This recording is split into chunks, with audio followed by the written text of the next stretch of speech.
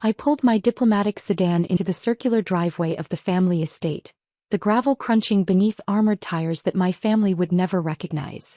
At 26, I was returning home not as the disappointment they'd branded me, but as something they couldn't comprehend.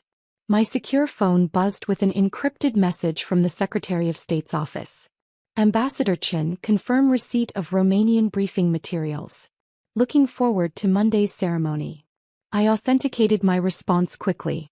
Tomorrow's formal appointment as the youngest U.S. ambassador to Eastern Europe in history would wait. Tonight was about settling scores. Through the windshield I could see the familiar white columns of the Georgian mansion purchased with old tobacco money 3 generations ago. The same house where I'd been systematically excluded from family gatherings for 4 years.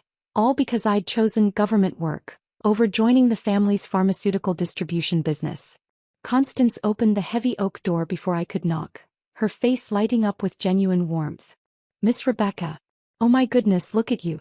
You look so professional, so important. And that car outside, Mercy. Hi Constance. Is everyone here for the reunion? Oh yes, the whole family. Your father's been holding court on the terrace, talking about business expansion. Your cousins are all here with their latest accomplishments to brag about. She lowered her voice. I probably shouldn't say this, but they don't know you're coming. Your father said you weren't invited because you were still playing government, instead of building a real career. Playing government. If only they knew my playing had caught the attention of 3 senators and resulted in a direct recommendation for the youngest diplomatic appointment in recent State Department history. I made my way through familiar hallways past oil paintings of distinguished Whitman ancestors and display cases filled with pharmaceutical company awards. The sound of conversation grew louder as I approached the terrace where the annual reunion was in full swing. Through the French windows I could see the usual suspects. Uncle Charles discussing quarterly profits, Cousin Bradley showing off his new Rolex while talking about his promotion to regional sales manager, and Cousin Miranda sharing photos of her designer kitchen renovation. At the center sat my father, Robert Whitman III, patriarch of the family business and self-appointed judge of everyone's life choices. He was gesturing with a whiskey glass, sharing his theories about success. The problem with young people today, I heard him saying, is they think they can chase dreams instead of building wealth. Take my own daughter, brilliant girl, but completely delusional about what constitutes a real career. Rebecca always was too idealistic, Mom chimed in. Government work sounds noble, but it doesn't pay the bills. I just hope she figures that out before it's too late. It might already be too late, Uncle Charles added. At her age she should be establishing herself, building equity, making connections that matter. Instead she's probably filing paperwork in some bureaucratic office. I took a deep breath and stepped onto the terrace. 23 family members turned to stare, their expressions ranging from surprise to irritation. Rebecca. My father's voice was flat. What are you doing here? Hello, Dad. Everyone. I smiled politely. I hope you don't mind me stopping by. Actually, we do mind, Mom said, setting down her wine glass. This is a family gathering for people who contribute to the family legacy. You made your choice to abandon that legacy. Abandon the legacy, I repeated. Interesting perspective.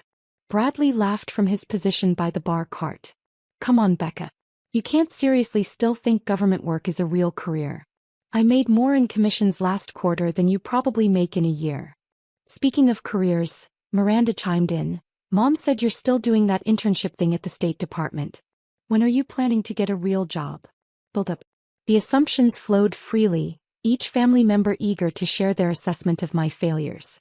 What they didn't know was that my internship thing had ended 2 years ago when I'd been promoted to Senior Foreign Service Officer, leading to increasingly sensitive assignments in European economic diplomacy. You know what your problem is, Rebecca? Dad leaned forward, warming to his favorite topic. You're too proud to admit you made a mistake. Government work is for people who can't make it in the real world. It's welfare with a title. Government jobs are basically charity positions, Uncle Charles agreed. No real responsibility, no pressure to perform. It's where mediocre people go to feel important. The thing is, Bradley said, checking his expensive watch, you could still turn this around. Dad could probably find you something entry-level in procurement. You'd start at maybe 35,000-40,000, Obviously nothing like what the rest of us make, but it would be honest work. Honest work, I repeated. As opposed to what I'm doing now? Rebecca, please, Mom sighed dramatically. We're not going to pretend that whatever you're doing in Washington is real work. Filing papers, attending meaningless meetings, processing applications, that's not contributing to society. What would you consider contributing to society? Building businesses, Dad declared. Creating jobs. Generating wealth that supports families and communities. Real impact, not bureaucratic busy work. Like what we do, Miranda added proudly. Our pharmaceutical distribution puts life-saving medications in hospitals across 3 states. That's meaningful work. I almost smiled at the irony. My last assignment had involved coordinating medical aid distribution to refugee camps in Eastern Europe, working directly with pharmaceutical companies to ensure critical medications reach displaced populations. Speaking of pharmaceuticals, have any of you worked with international distribution? Foreign governments, regulatory frameworks across different countries. Uncle Charles shook his head dismissively. That's exactly the kind of red tape nonsense that government bureaucrats create. In the real world, we focus on results, not paperwork.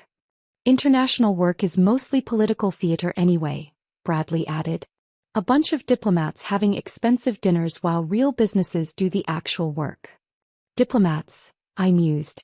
What do you think diplomats actually do? Waste taxpayer money, Dad said bluntly. Talk in circles, accomplish nothing, live off government salaries while pretending their social events matter. They're basically professional party planners, Miranda laughed. Organizing receptions and writing reports nobody reads. The conversation continued for 20 minutes, each family member demonstrating their superior understanding of how the world worked. They painted government service as refuge of the incompetent, international relations as meaningless pageantry, and diplomatic work as elaborate pretense. The bottom line, Dad finally declared, standing to refill his drink, is that you're 26 years old with nothing to show for it. No house, no real savings, no equity, no business connections that matter. You're living like a college student while your cousins build actual wealth. At some point, Mom added with false concern, you have to face reality. Government work doesn't lead anywhere. No upward mobility, no real recognition, no opportunity to make a mark on the world. Which is why, Uncle Charles concluded, we've made this family gathering about celebrating actual achievement. People who've built something meaningful, who've contributed to the family's success story. And that excludes me, I said. For now, Dad replied. But it doesn't have to be permanent. Come work for the company. Start building something real. Stop wasting time with this government fantasy. What if the government work has led somewhere? I asked. What if there's more to the story? Bradley laughed outright. Like what? Did you get promoted to senior filing clerk? Managing paper-clip inventory. Maybe she's processing passport applications now, Miranda giggled. That's probably considered advancement in government work. The State Department doesn't really do advancement like real organizations, Uncle Charles explained with authority. It's mostly about time served rather than performance. Very different from merit-based promotion. And what would you consider real impact? I pressed. Revenue generation. Market expansion. Building something that lasts. Dad gestured around the estate. This house, the business, the family's position in the community. That's what success looks like. I checked my watch. The timing was perfect. That's fascinating, I said. I'd love to continue this conversation, but I have some people arriving shortly who might be interested in your views on international relations. People arriving? Mom's eyebrows rose. What people? The sound of multiple vehicles coming up the driveway drew everyone's attention. Through the terrace railings, we could see a motorcade of black SUVs with diplomatic flags. Rebecca, Dad said slowly, what exactly is going on? Revelation. The lead vehicle bore diplomatic license plates and small flags identifying it as part of an official State Department convoy. Uniformed security personnel emerged, followed by individuals in dark suits who immediately began conducting a perimeter assessment. What the hell is this? Uncle Charles demanded, panic creeping into his voice. I pulled out my credentials wallet and displayed the diplomatic passport identifying me as a United States ambassador designate. This would be my security detail arriving for tomorrow's ceremony. The silence was absolute. Agent Patricia Williams emerged from the lead vehicle, my usual State Department liaison, flanked by diplomatic security service agents. Behind them, Deputy Secretary Morrison approached with the confident bearing of someone accustomed to high-level protocols.